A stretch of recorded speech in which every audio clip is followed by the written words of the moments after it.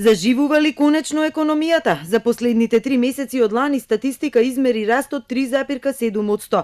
Владата се фали, експертите сугерираат на внимателност. Откако во првиот квартал БДП порасна минорно за само 0,9%, а во наредните два тој се зголемуваше за по 3%. Со бројката од последното 3-месечје растот за 2018 се позиционира на просечни 2,7%, откако претходната 2017 заврши практично со стагнација. Главниот мотор на растот овој пат е секторот кој претходно беше причина за слаби резултати градежништвото. По значаен пат во првите 3 квартали, во четвртиот конечно плюс 19,6% и бруто инвестициите во позитива, иако растот е уште слаб 1,6%. Дури 5 економски министри пред јавноста го споделија задоволството од најновите бројки, велат тоа е одраз на нивните правилни економски политики. Тоа само кажува дека точно знаеме што правиме, точно знаеме во кој правец ја носиме економијата.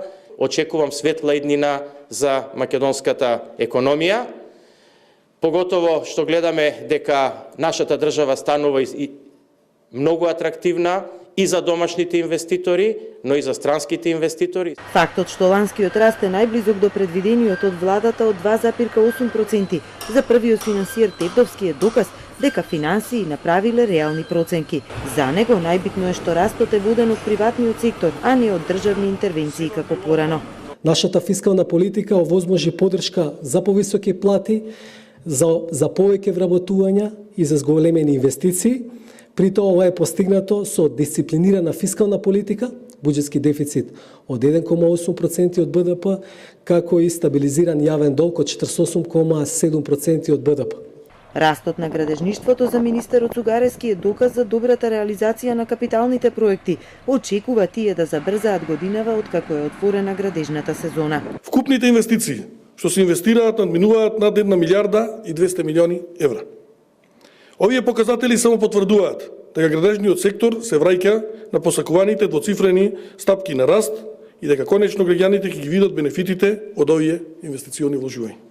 За експертите пак растот од 3,7% во последниот квартал е позитивна вест, но советуваат владата да не го загуши овој добар тренд поради предстојните претседателски избори. Инвестициите знаат да бидат вариабилни и овие први рани показатели не мора да значат ништо.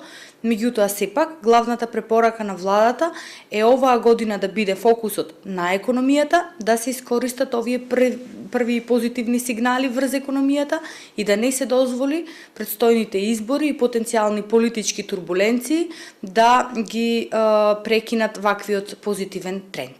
Паралелно и невработеноста бележи пат. За прв пат ја пробива психолошката граница од 20% и во четвртиот квартал лани се сведува на 19,4% невработени.